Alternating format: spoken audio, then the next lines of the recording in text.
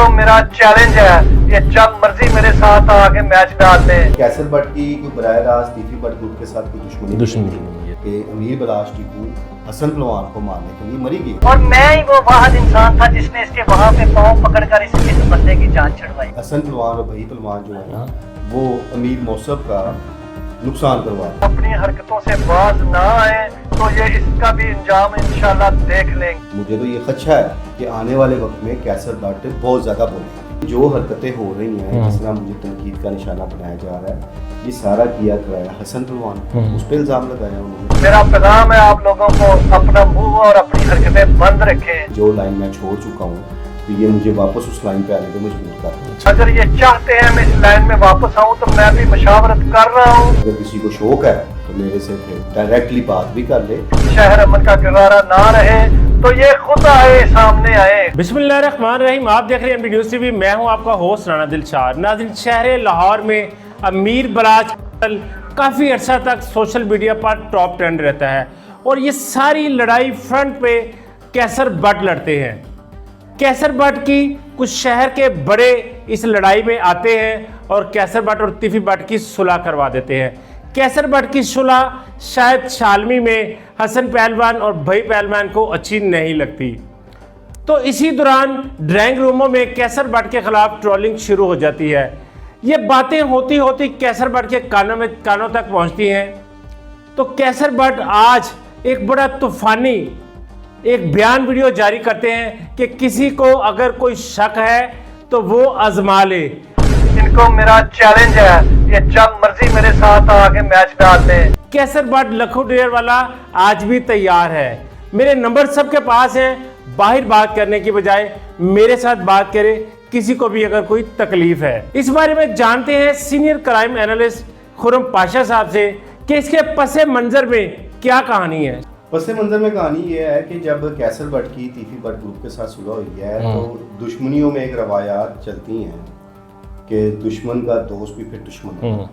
और कैसर बट की कोई बराह रास्त तीफी बट ग्रुप के साथ कोई दुश्मनी नहीं थी। वो तो सिर्फ यूं था कि जब अमीर बलाश टीपू कत्ल हुआ है और उसके बाद कैसर बट फ्रंट लाइन पे आके जिस तरह उन्होंने तीफी बट ग्रुप को तनकीद का निशाना बनाते रहे और दूसरे लफ्ज़ों में ललकारते रहे, इस बिना पर एक इख्तलाफ की लहर चल निकली थी। और फिर उसके बाद आपने देखा कि जवेद बट के कत्ल में भी कैसर बट को नामजद किया जाता है।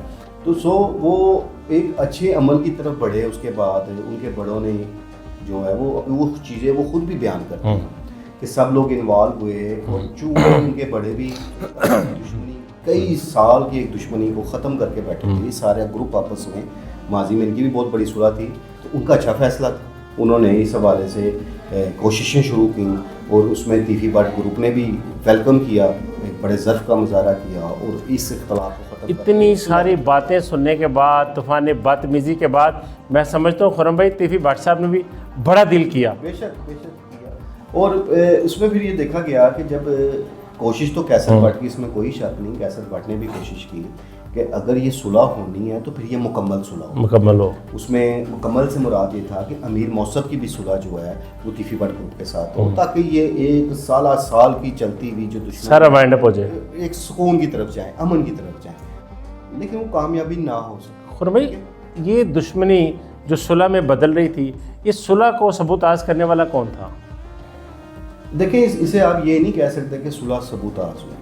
अमीर मौसफ को ये लोग नहीं मना सके क्योंकि अमीर मौसफ पे जाहिर है किसी का कोई दबाव तो नहीं है और कोई ज़बरदस्ती तो उससे सुलह नहीं करवा सकते। वो उसका अपना एक फ़ैसला है, उनकी फैमिली का एक फ़ैसला है। अगर वो इस चीज़ को अभी तक मुनासिब नहीं समझ रहे तो वो सुलह नहीं कर रहे, वो बेहतर समझते हैं इस चीज़ को। आप उन्हें इस पर बात पर दबाव नहीं डाल सकते। कैसर बट ने भी कोशिश की, उनके बड़ों ने भी कोशिश की, वो नहीं माने, वो उनका अपना फैसला है।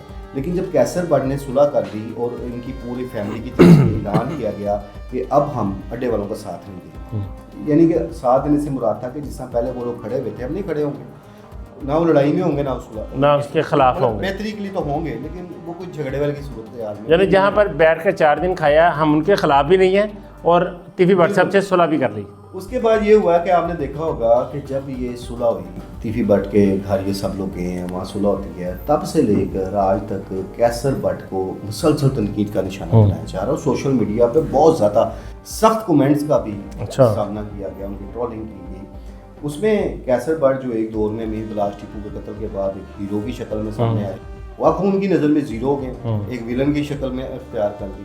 खैर वो मामला चल रहे थे और चूंकि कैसर बट ने एक जिंदगी का तवील हिस्सा इस ग्रुप के साथ, वो अंदर के सारे मामला को समझते नहीं हैं, अपने मालूमात के लिए हैं, और बड़ी स्ट्रांगली उन्होंने अपने वीडियो बयान में बात की, यहाँ तक जिक्र कर दिया कि अमीर बलाश टीपू हसन पहलवान को मारने के लिए मरी गई।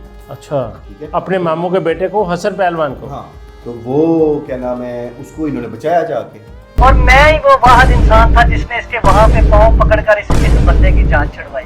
अब ये क्या वाकया है, वो इख्तलाफ क्या था, इस नहज तक वो क्यों पहुंचे कि हसन पहलवान को मारना चाहते थे या मारना चाह रहे थे, तो उस चीज़ का भी कैसर बट को बखूबी इल्म होगा।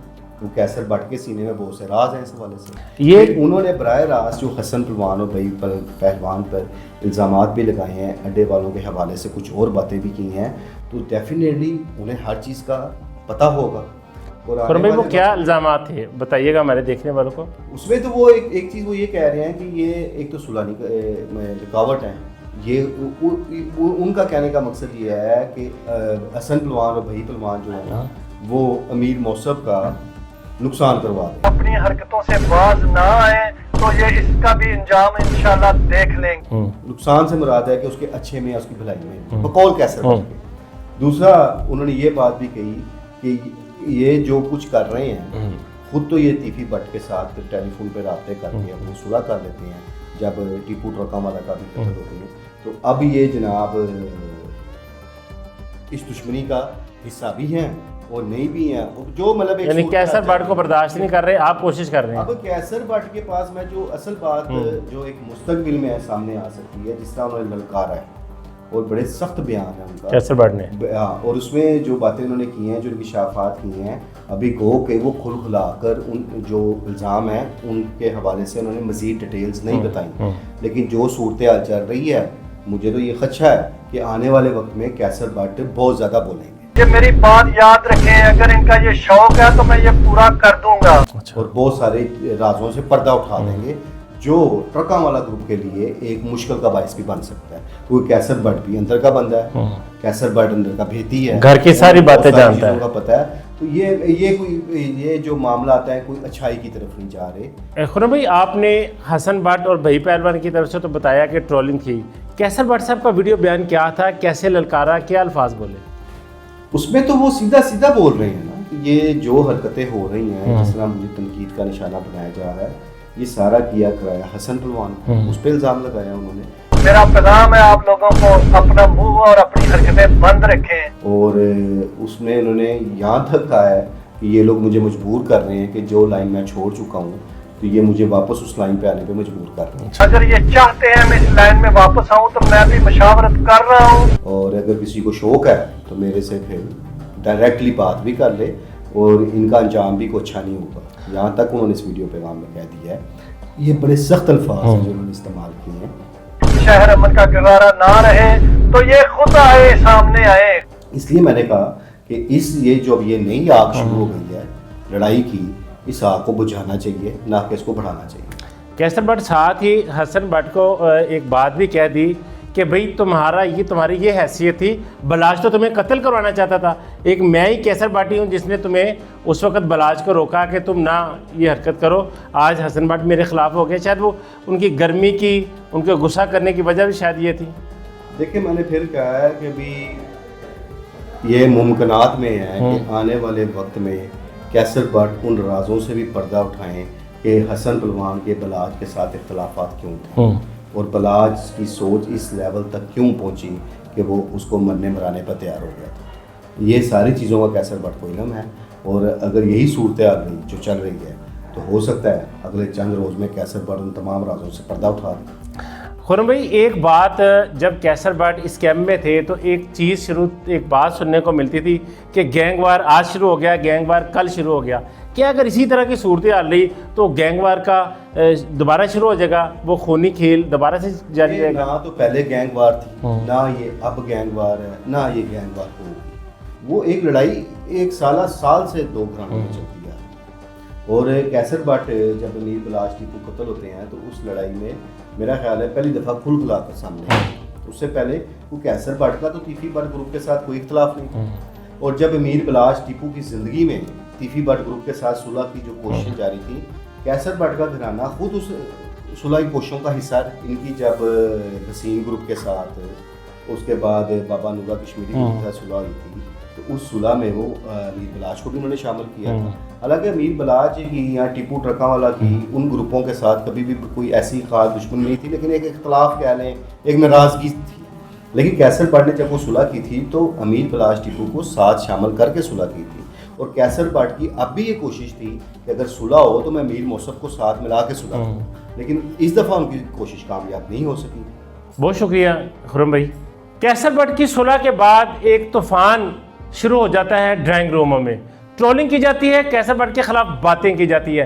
कैसर बट ख़ानदान वही ख़ानदान है जिसकी कोशिश थी कि अमीर बलाच की हर उस बंदे से सुलह हो जिससे पुरानी दुश्मनियाँ हैं। उसमें बसीन ग्रुप और नूरा कश्मीरी वगैरह के साथ बलाच की सुलह भी करवाएगी। तीफी बट के साथ भी सुलह के एक मामला थे बलाच की, और तीफी बट की डायरेक्ट फ़ोन पर बातें होना भी शुरू होगी। फिर ऐसा एक सानिया होता है कि अमीर बलाच को दिया जाता है। अमीर बलाच के बाद वो सुलह वाली तमाम चीज़ें मलिया मेट हो जाती हैं और लड़ाई और तोपों का रुख एक दोबारा से वो आग उगलना शुरू कर देते हैं।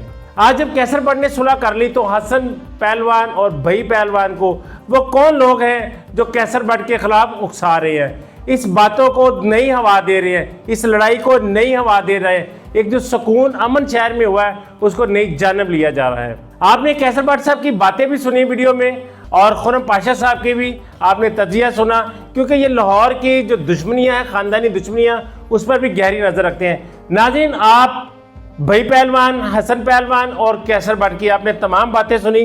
कमेंट बॉक्स में अपनी राय का इजहार ज़रूर कीजिएगा। इसी के साथ अपने मेज़बान राना दिलशाद को इजाज़त दीजिए। अल्लाह निगहबान।